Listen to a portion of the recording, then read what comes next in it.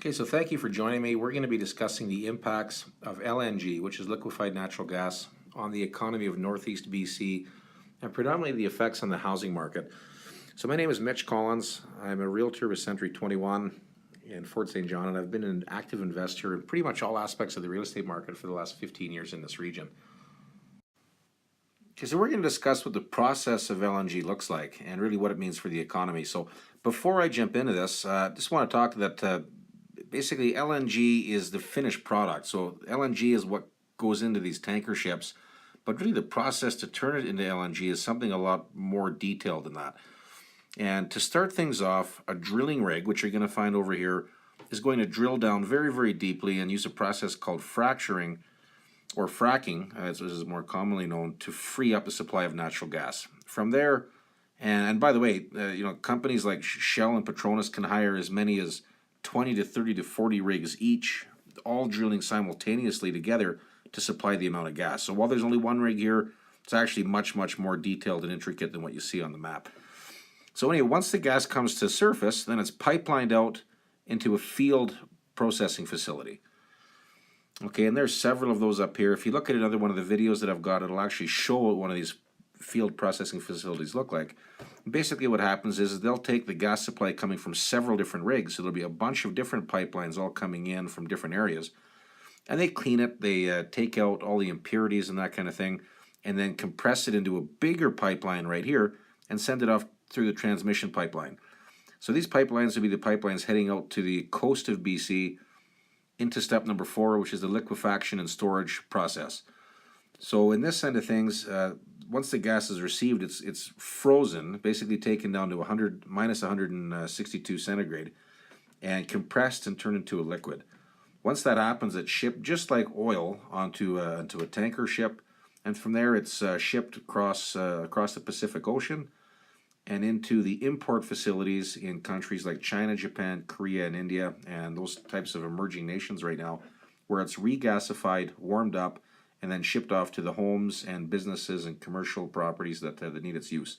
So all in all, the vast majority, the lion's share of the investment in the LNG industry is coming from what we call the upstream, and that's from the supply of the gas and the field processing, and that's what's all around Fort St. John and Dawson Creek. So they're taking our supply of natural gas from our region and then shipping it off to the coast to send to those countries. So the big thing to keep in mind is the provincial government has said that for every dollar they spend on this end of things, building the terminals and shipping it, typically there's $6 or so spent upstream in the drilling process and the field processing.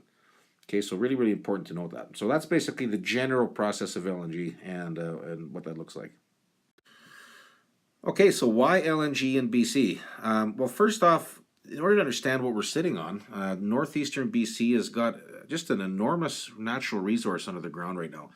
So oil and gas companies that are working up here have estimated that they've got somewhere in the neighborhood of 200 trillion cubic feet of natural gas in northeastern BC alone. So that's an unbelievable amount. I mean, how do you really quantify 2,000 trillion cubic feet of anything? Well, you can't. I mean, it's too much. So we'll put it in layman's terms into something we can quantify. And basically, just imagine this. Imagine all of the gas that Canada's using, both in the homes and the businesses and all the commercial and all the natural gas fired energy production facilities. If you take all of Canada's demand for natural gas for all of those processes, as well as a bunch of LNG exporting terminals, British Columbia alone, and northeast British Columbia alone, has more than 150 years of natural gas supply. So for all intents and purposes, we've got pretty much an infinite amount of natural gas in our fields here. And so it just makes sense to find new markets to send our gas into. So from this little schematic, and we're going to talk more about this later, BC's positioned very, very strategically to supply, when you look at the global positioning, to supply the countries that are requiring our energy right now. So in general, we've got more than we'll ever need, and that's why a lot of these countries in particular have invested billions of dollars into this area to export gas and supply themselves. Okay, so the first thing that I want to talk about, just outside of the project economics, is really the environmental impact associated with natural gas versus oil. So let's talk about oil a little bit, because I know a lot of investors and people that I deal with, particularly in Eastern Canada or the middle part of Canada, mostly in Ontario, when they're watching the media, they're hearing things like the Northern Gateway pipeline being shut down and Enbridge pipeline being shut down. But those are all heavy oil pipelines, and they really don't have much to do with natural gas. So let's talk about the differences for a little bit. So when oil spills, it's nasty, and that's no joke. So what we want to look at, I mean, the best indication of the devastation that oil causes is what happened in the Gulf of Mexico. So a few years ago when BP had their massive spill, it was all over the news. They figure they dumped somewhere in the neighborhood of 200 plus million gallons of crude. Okay, so when that happened, there was over 16,000 miles of coastlines that were devastated, and to date, the cleanup costs are over 60 billion and counting. So there was just countless devastation that was caused by oil spilling. Oil spilling on a tanker or in deep sea drilling, it mixes with the water and just turns into something terrible. Natural gas is something completely different. It's a totally different environmental risk profile, and that's something that people really need to understand as we're talking about this kind of energy. So we'll jump into how natural gas compares with oil in the next slide. Okay, so LNG spills, it's a completely different risk profile. So the picture on the left-hand side here, what this shows is LNG being poured into salt water, or any kind of water for that matter. Now, as we learned a couple slides ago, this product is so cold, and natural gas, just the nature of it is water insoluble. It will not mix or interact with water. So actually what happens with LNG is when you pour the LNG product into water, it boils off and it evaporates into the atmosphere. So that's still not a good thing, because we're getting greenhouse gas emissions and that kind of thing being emitted, but it doesn't create the coastal devastation that oil does. It spins off into the atmosphere and is a completely different risk profile. So much, in fact, that the BC government, when they were touting LNG, and you'll never guess what they're drinking here, but they've each got a cup of water and they've poured LNG into their cups. It steamed off and evaporated to the atmosphere, and then they all drank it. Now, there's several videos of this online, and it's really cool to see, but just shows you the impact. You wouldn't take a cup full of water and throw a bunch of oil into it and chug that back. But with natural gas, with LNG, you can. It just goes to show you that it's a much safer, cleaner source of energy, and it doesn't have nearly the stigma attached to it that the heavy oil products do right now. So on top of the environmental devastation that oil can cause, natural gas is also a much cleaner emission-producing fuel. So it's much more friendly in terms of global greenhouse gas emissions, air quality, smog, all that kind of thing. So right off the bat, every scientist out there is saying that natural gas produces approximately 30% less CO2 or carbon dioxide emissions. And CO2, as we all know in this day and age, is the lead indicator to global warming.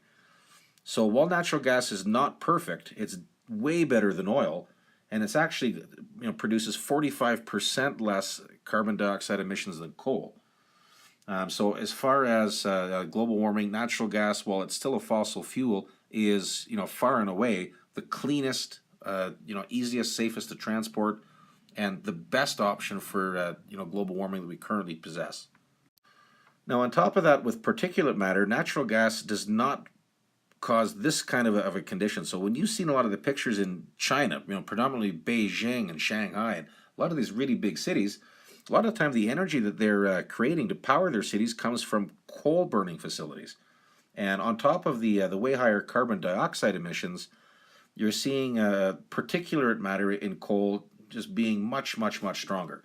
And particulates are the little fine particles that get kicked off and creates the air quality issues that you see here. So in fact, natural gas creates less than 0.25% of 1% of the same particulate emissions that the coal burning does. So on top of the ability to ship it safely, for global greenhouse gas emissions, as well as air quality and smog, natural gas is the clear leader in all those indicators. Okay, so on top of the environmental impacts, and the environmental benefits that natural gas and LNG bring to the table, really the world is creating and has a growing demand and thirst for energy right now. So the world population is expected to reach 9.1 billion, or an increase of 25% over the next quarter century. So most of this explosive growth is happening in overseas in countries like China, India, Japan, Korea, and more. And what's interesting enough is that those same countries that are seeing that kind of massive population increase are requiring our energy. So as it turns out, BC has the energy that the world needs, and we're able to meet that world demand in the cleanest, most efficient, abundant manner possible. And LNG is just a fuel to meet that demand. Okay, this slide is showing natural gas as the world's fastest growing source of energy from a fossil fuel point of view. And what's really important to note here is that over time, petroleum products are going from 49% to 39%, and they're staying even at 38% or expected to stay even over the next 15 to 20 years. Now, what's interesting is even though they're staying the same percentage, they're staying the same percentage of a growing amount. Okay, so the world demand is increasing and oil is staying consistent. So really it's becoming smaller. Now, when you look at natural gas, it's went from 18 to 23 to 25, 27, 28.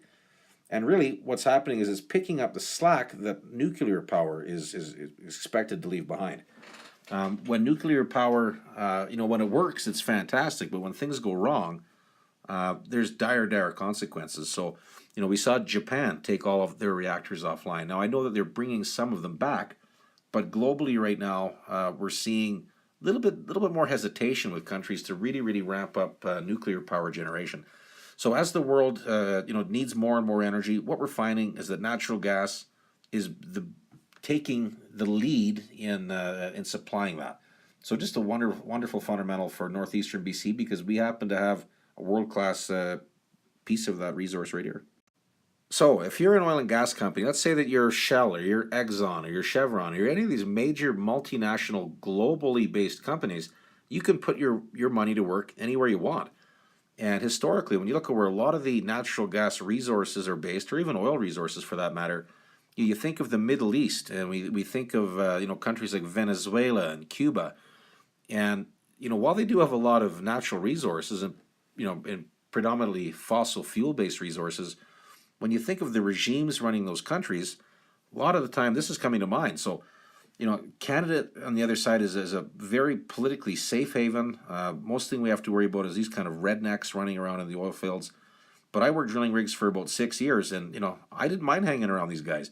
We certainly never had to have armed guards making sure that the infrastructure was safe from terrorists, special interest groups, and that kind of thing. So, outside of all of the environmental impacts of heavy oil between natural gas, Canada is a very safe haven for these countries to come in and do business with, and coupled with the lower dollar right now, that's making Canada just a very attractive place for global countries to come in and participate. Okay, so on top of the environmental aspects and just the politically safe haven that Canada is, we've also got absolute world-class resources here as well. So in terms of natural gas reserves, Canada is actually the 5th largest natural gas deposit on planet Earth right now.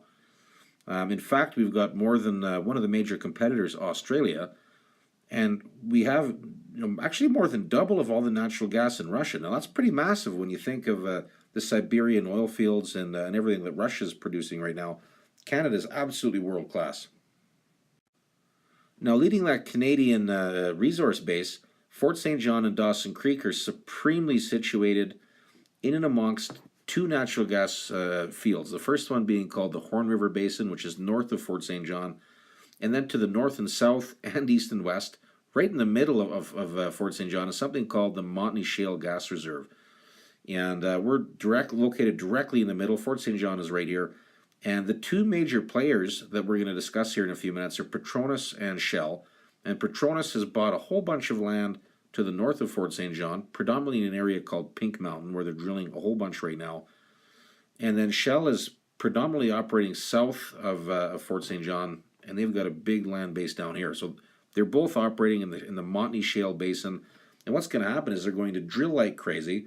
create pipelines and a lot of infrastructure and just an absolute ton of employment to take our supply of natural resources, put them into a pipeline, send them off to the coastline of BC in Kitimat and Prince Rupert. And these are only the first two companies. There's actually 21 LNG terminals planned along the coast, but they're going to take our supply of gas, send it off to the coastline, and then from there export it to the nations that need it. So Fort St. John in particular is just it couldn't be better located to take advantage of both of these LNG players. Okay, so once the natural gas reserves have made it from the northeast quadrant off to the coast, they go from BC and they get shipped off to the countries that need our supply of the fuel. So what's important to note is that currently over 40 LNG import terminals are either planned or existing or under construction in Asia today. So BC is very, very well positioned to take part of that requirement. And what's interesting is that each one of these countries here, where most of these LNG import terminals are being planned, in many instances have actually spent billions of dollars buying the resource of natural gas in BC to send to themselves. So we're going to discuss that in detail in a little bit, but just from a global perspective, very, very close shipping corridors. We've got very advantageous shipping times and channels to get our resource to market, and we couldn't really be better positioned globally to supply these countries that need our fuel. Okay, so what's exciting about Fort St. John and Dawson Creek right now is that just the sheer volume and size and scope of these projects that are looming ahead of us right now. So to date, there's 21 LNG terminals that are planned with some of the biggest oil and gas companies in the world right now. So we've got in Canada, we've got the world's largest oil company, PetroChina, has signed up into a couple of deals up here right now. We've got Woodside, who's operating, ExxonMobil, a massive group. We've got Shell, BG, and the list just goes on and on. Chevron, they're actually, they didn't make it onto the slide here, but Chevron is operating here as well. So with these 21 LNG terminals, the combined investment is well over $200 billion. And, keeping in mind that Fort St. John, is 23,000 people, that's an unbelievable resource boom. Even if we see 1, 2, or maybe even 3 terminals come in, the economic stimulus from that is going to be pretty intense. Okay, so outside of the 21 that are speculating to come in, we're going to discuss in detail the 2 major companies right now that are likely to move ahead, that are very, very close to their final environmental assessments and final investment decisions. And the first being Petronas. Petronas is the state-owned Malaysian government oil and gas company. They're operating as Progress Energy in Canada, and the LNG facility they're planning on running is deemed Pacific Northwest LNG. The second is Shell. They're right in the midst of merging with the BG Group, the British Gas Group, which is another very, very major LNG player. And they're operating under the name of LNG Canada. And what we're going to talk about is the partners that each one of these companies have brought in and what makes them a lot more likely to come out of the gate and build their LNG terminals than some of the other competitors they're facing right now. So the first company we're going to talk about is Petronas. Now they're operating in Canada as Progress Energy. So I'm going to go back a little bit and just kind of discuss what Petronas has done and how far along they are in the LNG life cycle. So first off, they've currently spent well over $8 billion in acquiring oil and gas companies as well as land and drilling rights in our region. So we'll go back and talk about what they've done so far. A couple of years back, they came out and they bought a company called Progress Energy for just about $6 billion. Now, that took a long time for Ottawa's approval to allow Petronas, who is a foreign-owned oil company, to purchase, like literally to own, a Canadian resource company. So that went through some rigorous, review process from the federal government. They finally did allow it. After that deal took place, and that's been closed for quite some time now, Petronas then also went out and bought all of Talisman Energy's assets around the Fort St. John region. So just in these 2 deals alone, they had $7.5 billion. Plus, for the last 3 years, they've been spending upwards of $1.5 billion per winter in their drilling programs in Fort St. John. So there's some pretty cool videos we're going to look at here in a few minutes that showcase the drilling rigs, the man camps, and what Petronas is up to. But these guys have been here for a long time. They've spent probably the last 2.5 years working through the LNG approval process. And Canada is a very rigorous place. I mean, they make these guys really, really work for their approvals. So That's Petronas. These guys are considered the front runner, and their total investment in their one LNG facility is expected to be somewhere in the neighborhood of $60 billion. Now, if that goes ahead, it'll be the largest investment anywhere in BC history. Okay, now the fun thing is that Shell, which we're going to talk about in a few minutes, if it goes ahead, would also be the largest investment in BC history. So these things are giant in scope and just something we do not see in Canada right now. I mean, these would be just game-changing job creators. So on top of the money that Petronas has already spent in the area, these guys have done something that's very, very unique. And what I mean by that is they've actually brought in partners into their LNG development. Okay, so Pacific Northwest, or basically it's called the Malaysian government. They're pretty smart. These guys know how to operate LNG globally, and they know that in a declining market, they need to bring in the end customers as partners into their project. So to further that end, they've sold 38% of their whole stake in the Canadian, in Pacific Northwest LNG to India, Japan, Brunei, as well as China. Okay, so each one of these major countries that want the supply of gas have actually purchased ownership in Pacific Northwest LNG. So what that means is that even if the price remains deflated for some time, the countries that want the supply of gas are more likely to, not more likely, they're going to take the gas from Pacific Northwest LNG because they own it. Okay, so they get to sell it to themselves and participate in any margin, however slight it may be at this time, but they're still supplying themselves. So regardless of the price globally, it's still the cheapest option for them to participate in that share structure. So just something really, really unique that what Pacific Northwest LNG has put together, and it's not very often talked about in the media, but this will have a major impact in their project's life cycle. Okay, what we're going to be looking at now is about a minute-long video of what Petronas or Progress Energy is up to in Fort St. John. So starting off, let's jump into the video of their regional headquarters here that they've just completed in Fort St. John. So this is very close. The town is right here, right close to the hospital and the regional airport. So they've bought all the land. They're storing some of the facilities here right now, a lot of the employee parking, and that's in town. So north of Fort St. John is where a lot of the drilling and everything takes place for Petronas. So they've come in, they've clear-cutted the location, did some seismic work, and they've brought in one of many drilling rigs that they currently have operating. So I personally worked on one of these for several years, most of my young life, and just takes a massive amount of employment. Next is one of the man camps that operates north of Fort St. John to house a lot of the people that work on the drilling rigs. So these things have coffee shops, and they have gyms, and they have theaters, and very, very great place to be. So on top of that, Petronas' site office in Prince Rupert is now opened up. This video was taken last week. When you walk into their public consultation office, you're greeted by really nice, friendly people. Really explains what they're up to. And this video here shows Lilu Island, which is the site of Petronas' LNG terminal outside of Prince Rupert. And so just as it happens, when I got back from my hotel last week after taking this video, the federal government was basically they were told essentially through environmental science to approve the LNG terminal site for Petronas. Well, now while it hasn't made it all the way through the final federal review, the review committee has finally given word that they're following and they're really hoping that the project takes off. So they're supporting a positive decision for this terminal site to go forward right now. Okay, so that's enough for Petronas. Now we're going to look at Shell. And now keep in mind, we're only looking at the two major LNG players right now.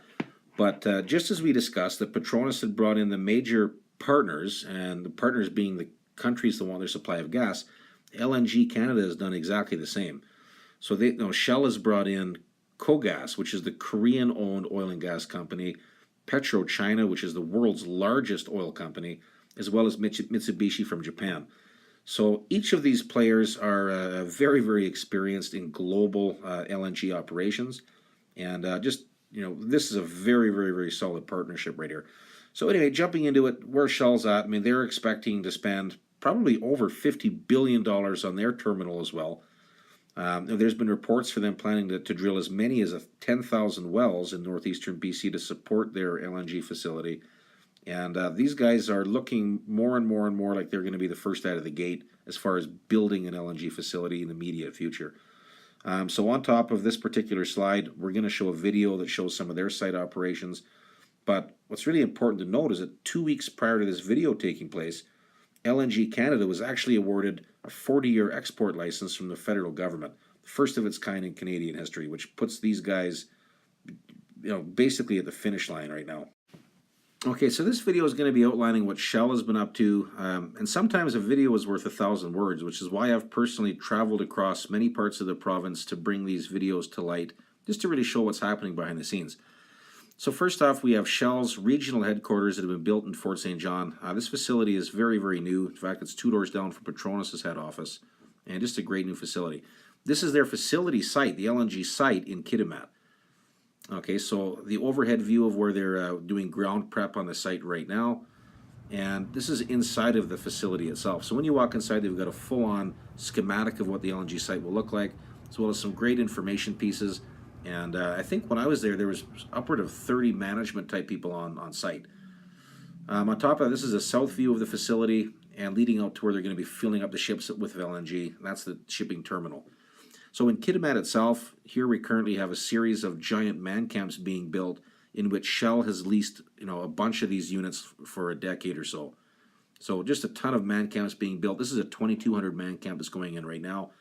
On top of that, the Haisla Town Center, Shell has actually pre-leased this whole building that's under construction as of last week for a 10-year period in partnership with the Haisla First Nations. So Shell's really, really committed, and this is right downtown Kitimat. Shell's very committed to the local economy and to their partners that they're working with. This is another 1,000-man camp that's under construction right now with a new hotel in Kitimat, and my reports have shown that Shell has leased a bunch of these units as well, and the ground is just breaking on this site as of last week as well. So there's a whole bunch happening both from the Fort St. John upstream site to Shell's LNG terminal site and all of the spots that they're building and investing for their personnel requirements right now.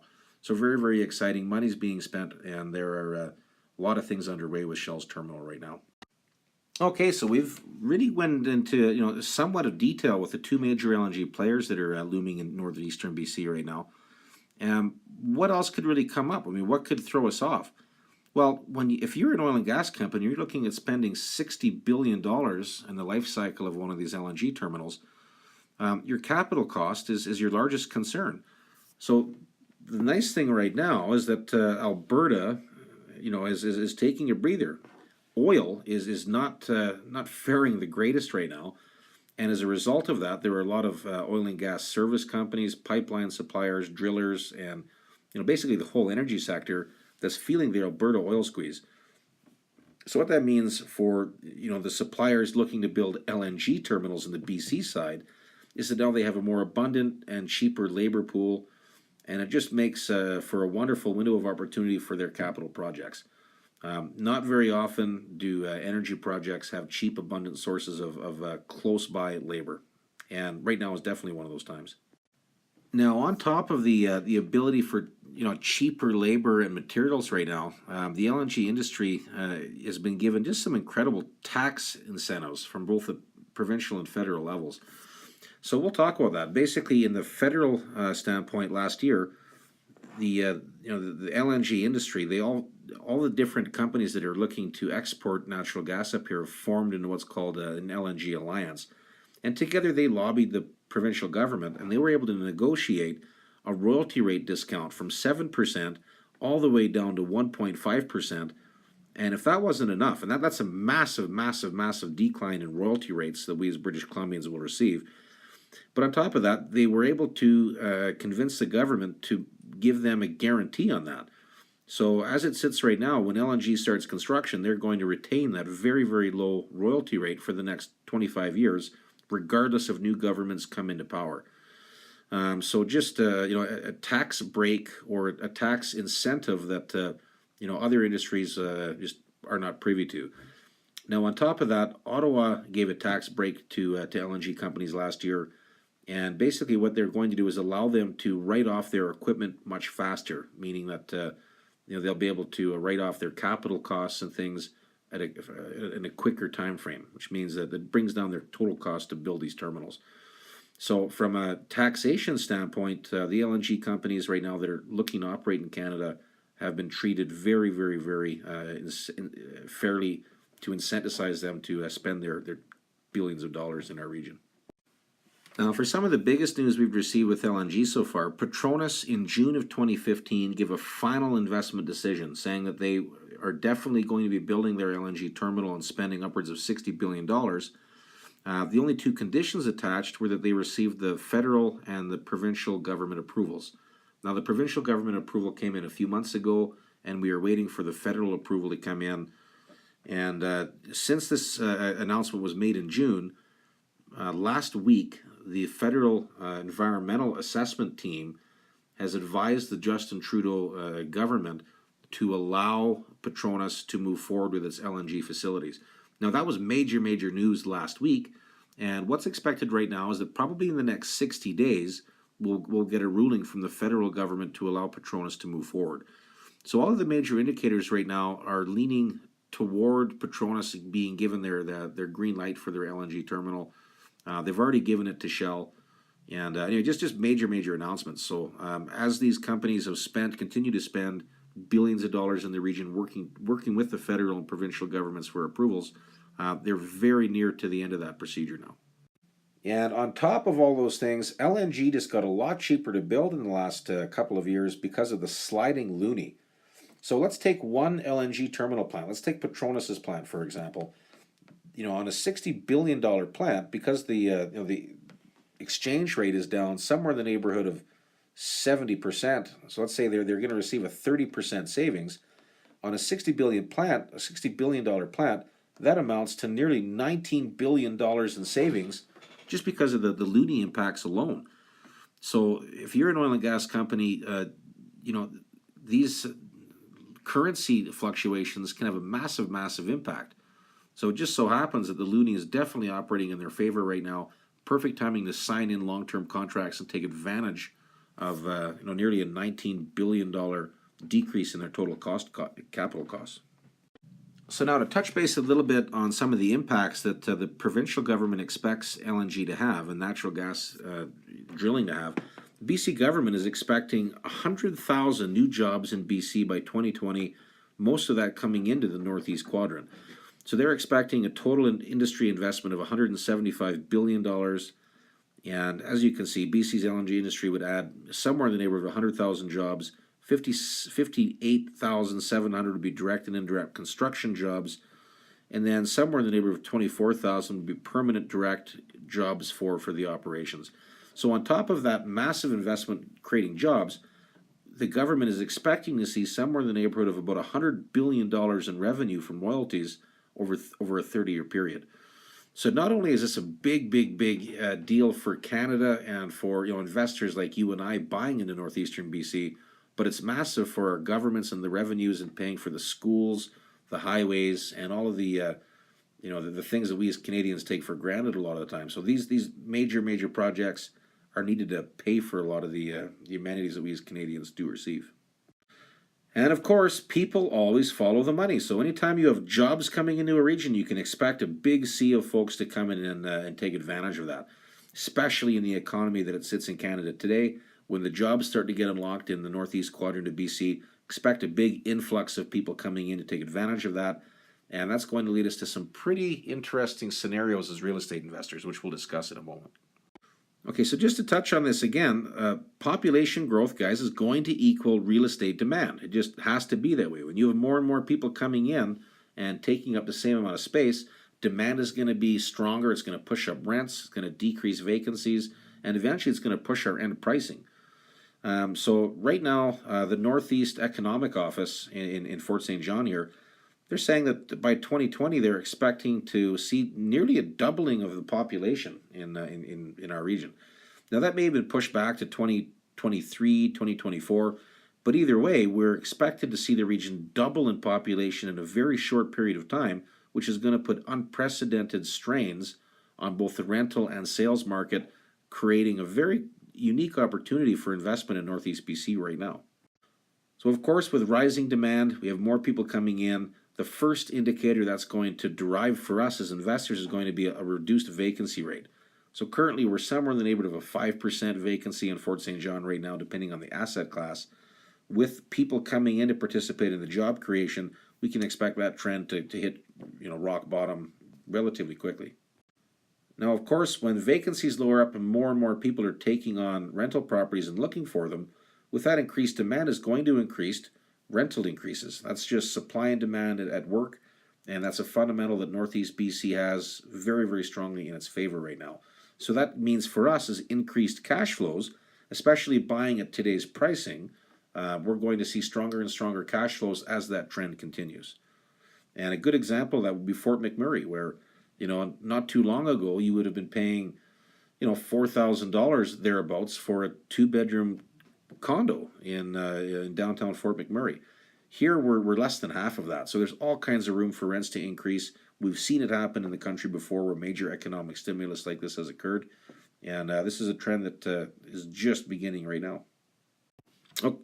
Okay, real estate values. So when demand increases and our rents are coming up and vacancies are coming down, and demand for the purchasing or resale of these properties is going to increase. That's just the only outcome that you can have with a big influx of people moving into a region. And look what a strong demand did to Fort McMurray. Just recently here, the average resale price in Fort McMurray was well over $800,000 for your average detached single-family home. In Fort St. John right now, today, we're somewhere in the neighborhood of $420,000 retail value for the average, older bungalow here in Fort St. John.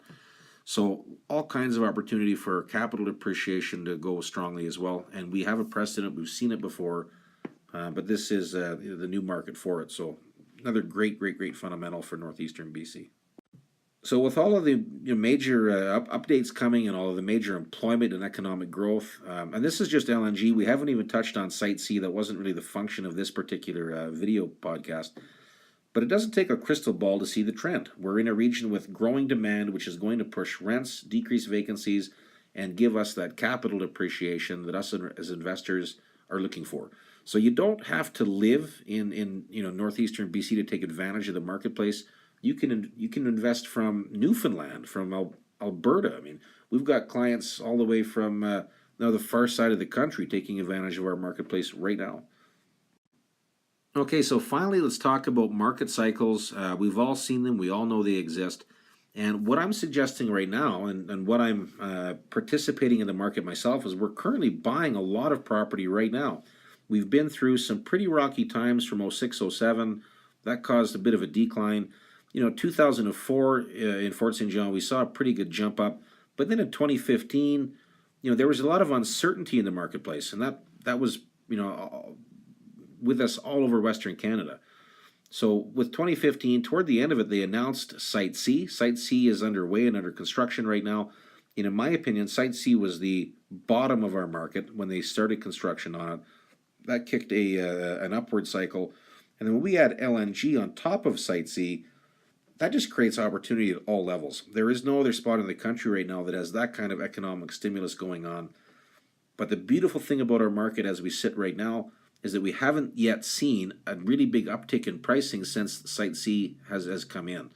So now is the best opportunity to be buying because we're still waiting for the impacts of those major investment decisions and infrastructure projects to come into play. So I think it couldn't be a better timing. I know in 2015, as we were just coming into the bottom of the market, I've been spending a lot of time focusing on LNG and Site C and where they were and the likelihood of them moving forward. And last year we bought, well over 24 properties personally, and this year we're buying a bunch more because I still think we're right in this stage right now. We haven't really experienced the uptick that these major projects will bring us, which is just a really exciting time frame to be in. Okay, so thank you very much for joining me. I really hope this podcast was informative. I do make these things up relatively quickly so I can get them out to you. So I do like to close things off with a little bit of a joke. So as my good friend Mike Tyson says, thanks for everything, and appreciate you guys watching. Any questions, just feel free to give me a shout. I've kept this video relatively short. I could go on and on and on with these things, but hopefully for somebody that's new to northeastern BC, this gives you a little bit of an idea of what's happening with LNG and kind of where we are in the life cycle and the impacts that it's going to have in our marketplace. So again, thank you very much. My name is Mitch Collins. Feel free to get a hold of me at 250-262-9338, and we can find just a great investment opportunity for you in this very exciting market. Thanks again. Good night.